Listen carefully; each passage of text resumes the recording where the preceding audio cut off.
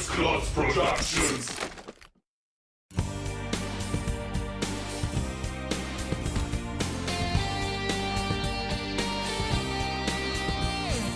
Gfrom, the gamer legend, he's come to show you the way in this world of games. Gfrom reviews.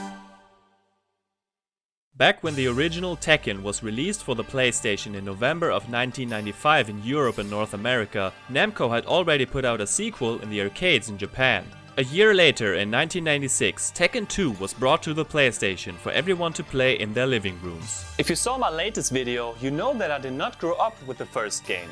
After playing the demo of the third game for a long time, we finally got Tekken 3 and Tekken 2 on the same day in the late 90s. Tekken 2 even came with a demo of Ridge Racer Type 4. It includes a video and one playable stage. But fuck this demo, this video is about Tekken 2. I still remember my first reaction, thinking this game was way too slow in comparison to the third game. While I played it quite a lot and even unlocked every character, it's not a game I came back to that often, and it's been well over 10 years since I've actually played it. Maybe even 15 years. So I'm actually very excited to return to this game. How does it play 25 years after its release, and in which way could it improve on its predecessor? I guess we'll find out. Tekken 2 starts off with one of the most iconic openings of that era. I'm actually nerding out when watching this. It's basically a montage of all the characters with a really sweet piece of music, and I love it, especially when Nina shows up. It's perfect. This is already a huge step up from the original in every aspect. The characters look much better, and overall I think it's still enjoyable to watch today. We remember from the first game that Kazuya won the Iron Fist tournament against his father Heihachi and threw him off a cliff, just like he had done to him when he was a child. Why is his family so obsessed with throwing each other off of cliffs? I guess karma is a bitch. In the intro we see that Heihachi survived, and it's safe to say that he is mildly pissed about the cliff throwing business. So if you're assuming that he is the main character of this game and sets out to take revenge on his son, you are correct. In terms of game modes, Tekken 2 set the standard for many sequels to come. The arcade and versus mode make a welcome return from the first Tekken entry. The arcade mode lets you unlock characters and watch impressive CGI cutscenes at the end. Well, pretty impressive for that time anyway. In addition to these features, the game introduces 4 new modes, all of which would return in later games. In practice mode you can, you guessed it, practice some difficult combos. At the bottom of the screen you can see every button you pushed, and you can check out each character's move list. In most other modes you can look up these moves in the pause menu as well. So unlike the first game, you're not dependent on the instruction manual or trial and error to learn some fancy moves. Time attack mode is what you would expect. First I didn't see the point, because it's pretty much just the arcade mode with a timer, without the possibility to unlock characters or watch endings. In the first Tekken, the ranking of the arcade mode was based on the time, so I didn't really understand why they changed that. One thing that is different is that you can't change the fight count in time attack. It's always set to 2 rounds, whereas in the arcade mode you have several options. Personally, I prefer how it was handled in the original, and I never bothered to play this mode. I could just write down the times from the arcade mode if I really cared enough to keep track. Survival mode is more interesting and confronts you with the question of how many fights you can win on a single life bar. You regain a little bit of health after every fight, but this is still a tough challenge that I quite frankly enjoy when I'm not getting my ass kicked in the first round. My favorite mode of the entire game is Team Battle. This was my go-to mode back then. You can select up to 8 characters for your team. After winning a battle, you pretty much keep the energy you had left, getting just a little bit of it back. When you lose, you play as the next character in line. I enjoy it so much because it gives you more variety and you get to play a lot of different fighters in a short time span. For some odd reason, the end screen impressed me as a kid, and my little brother and I were staring at each other like, whoa. I remember we wanted to show it to our dad, making him watch us play Team Battle so he could see the cool ending. When he saw it, he was like, that was the cool thing you wanted to show me? Trying not to show that he really wasn't that impressed with it. That's just a funny memory that stuck with me for some reason. With all these different modes, the game has more replay value, especially if you don't have anyone to play with because of a pandemic. And if you need a laugh, hold the select button while choosing a character in the arcade mode. If you need more, hold select again before the next match starts. I wish I had known about this as a kid. If you want to play Tekken in the style of Punch-Out, hold L1 and L2 while selecting a character. This feels so weird, but it's interesting to say the least. There are 23 characters in this game, 25 if you count 2 hidden ones that are basically just palette swaps. Every character from the first game returns, with the exception of Jack. All of them learned quite a few moves in the 2 years between the tournaments. That makes this a much more rounded experience. Let's welcome the newcomers. Jack 2 replaces the original Jack model. He plays much better in this game and the combos are way easier to pull off. As a kid, Jack 2 was my least favorite starting character and I used to call him Jävla plåtburk! Now I see him in a more positive light, even if he's still not my favorite version of Jack. Lei Wulong is a cop from Hong Kong who's pretty much the Tekken version of Jackie Chan.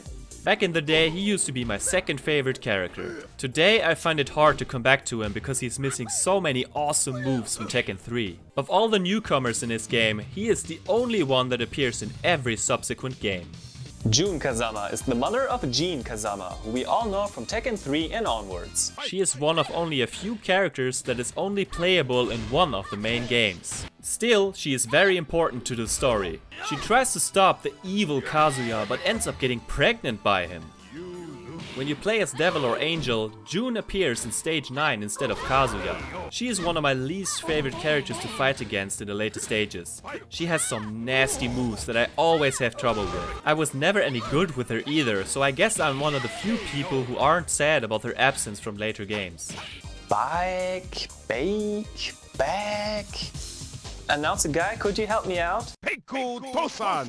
Well, that didn't help at all. This Taekwondo dude is unlocked by martial law and he has some sweet kicks in his repertoire. In my opinion, he is one of the most accessible and fun characters because of his quick movement and flashy attacks.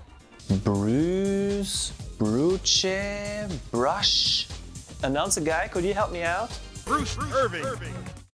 Bruce Irvin is a kickboxer who is unlocked by Lei. As a kid, I found his use of elbows and knees to be really weird, but now I dig it. A truly great addition to the roster. Roger is a boxing kangaroo that shares moves with Armor King. How is he unlocked? You have to win stage 3 with almost no life left. Then you face Roger in stage 4. I couldn't believe what I saw as a kid. It was just so random. He is the sub-boss of Kazuya. Why? How the fuck would I know?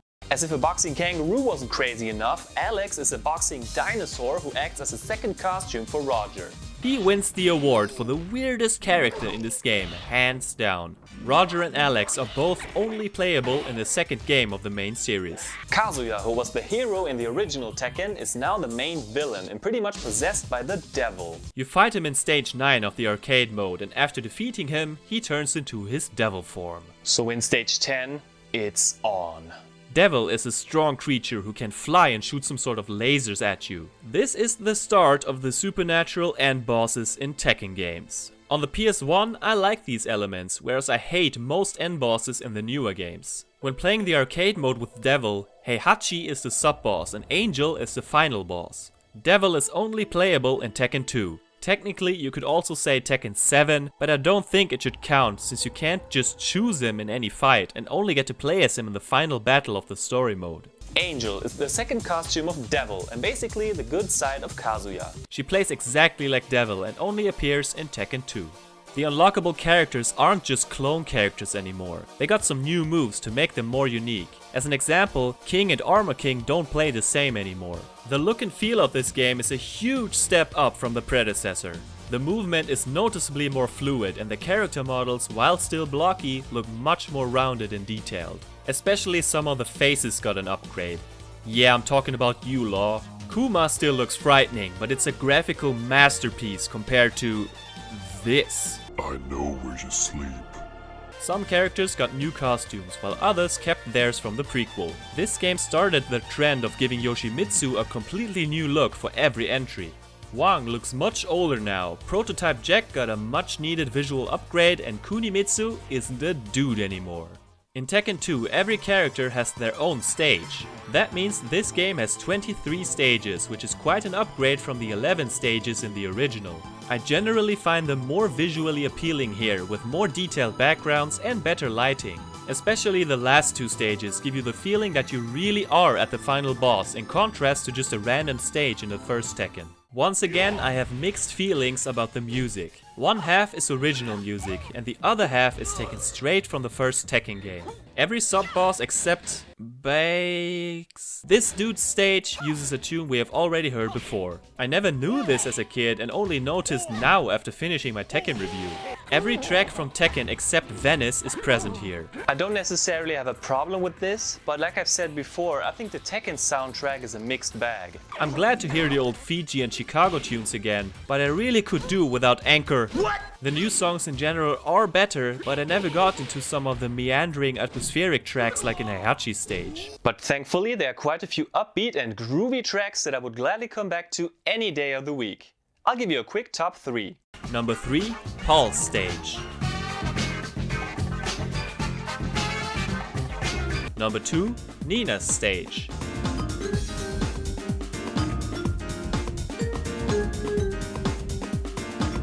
And finally number 1, Lei's stage.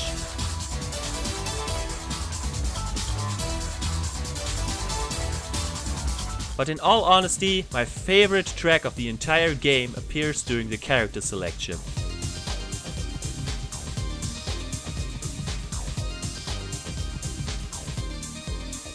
It's so great that I don't really want to choose a character. This is so nostalgic and easily the best character select music of the main series. Nothing tops the one from Tekken Tag Tournament though. Tekken 2 not only introduced new modes, but some game mechanics like back throws as well. It's easier to run and tackle than it was before. The combos are much more simple to pull off and counter-attacking does not feel impossible anymore. It's still nowhere near as fluid as the third game, but a gigantic improvement from the first. While the arcade mode was a pain in the ass in the original, here I feel in control most of the time and as a result have more fun playing this mode. Sure, it gets tougher in the end like it should, but I'm not throwing my controller across the room as early as stage 4 anymore. Easy mode is actually fair this time around, and even normal mode feels manageable compared to the easy mode in Tekken. Winning the Iron Fist tournament awards you with a CGI cutscene. Not only do they look nicer this time, but they are better endings overall. Some are genuinely funny. So I think they're actually worth it this time, with some lame exceptions. There is one thing, however, that still gets on my nerves after all these years. When you get knocked to the ground, you lay there for what feels like an eternity. I wish they had fixed that. It was awful in the first game and sometimes I feel they lay there even longer in this game. I want to fight, not take a fucking nap. On higher difficulties, the opponents once again block almost every move of yours and anticipate many of the special moves. That makes it tedious in my opinion, and I'd rather play on normal or easy because let's face it, I will never be a world-class Tekken 2 player. There are a few characters where I'd say I'm above average, but with most I wouldn't stand a chance in a tournament. My least favorite character is once again Ganryu. I hate everything about him. Devil and Angel are also not my cup of tea. I've already mentioned some of my favorite characters. Others include Kuma, who is a fucking beast in this game. With Armor King and Lee, I had the best time in arcade mode. But I had one go-to character as a kid and I'm happy to report that hasn't changed. Michelle Chang is and probably always will be my favorite Tekken 2 character. Her agility always seemed to fit my style of play perfectly. It's too bad we never got to play as her in the main series ever again after this. So let's please have a moment of silence for all the fighters who had their last playable appearance in this game.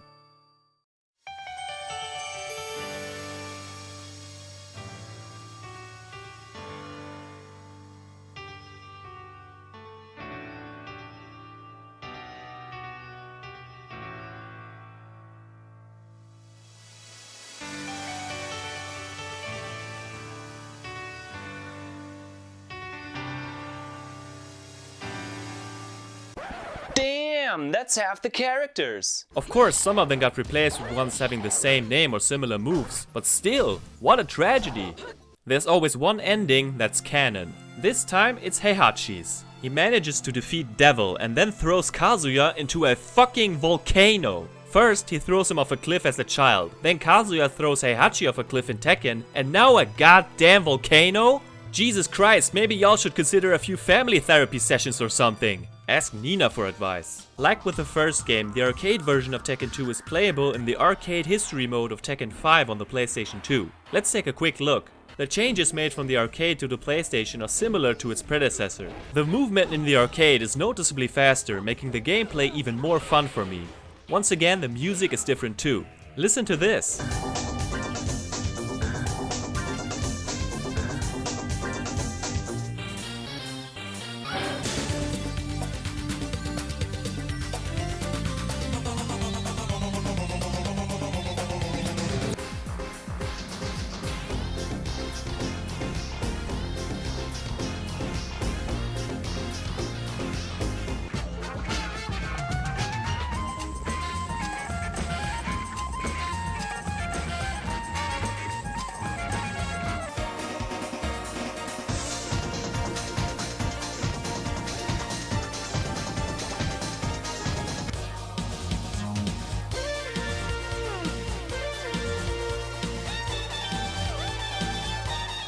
It's similar to the last game.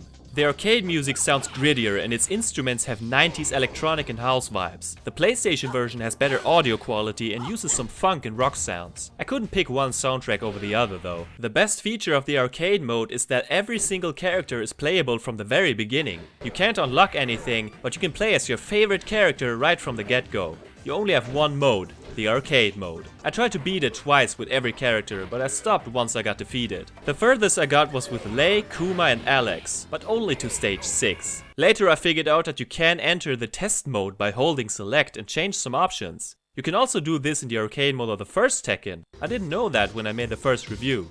You don't get a cutscene when you defeat Devil, but you get to see your victories and your time on the leaderboard. So while I again prefer the faster gameplay of the arcade version, you're better off playing the PlayStation game as it offers a lot more variety and replay value. So let's wrap this up. Tekken 2 took a deep look at the first game and changed almost everything for the better. The gameplay is more fluid and responsive, with a bunch of new moves added to each character. Visuals and sounds were upgraded, and if you can handle the blocky nature of the fighters, it's a pretty game to look at for an early PlayStation game. The new characters and game modes add more depth and replayability. I like the whole concept of having the main character of the first game being the final boss and the end boss of the original being the main character of this game. All in all, I'm positively surprised by the sequel. My problem back then was that I came from playing Tekken 3 first. But now after playing the original for quite some time, Tekken 2 feels like a breath of fresh air, and I finally truly appreciate the improvements that were made and what it contributed to the franchise. I still would recommend the third game over this one anytime. For my taste, Tekken 2 is a bit too slow, and that would be my only real criticism. If you wouldn't lay on the ground so goddamn long, I think this game could have had a chance of being one of my favorites in the franchise. In my ranking, it's somewhere in the middle. But if you like old school fighting games and maybe prefer a slower approach in contrast to the super fast fighting games of today, I think Tekken 2 will give you exactly what you need. Hey everyone, this is Gfrom. Thank you so much for watching my video. Feel free to rate, comment, subscribe and follow me on social media. I'll see you later. Have a nice day.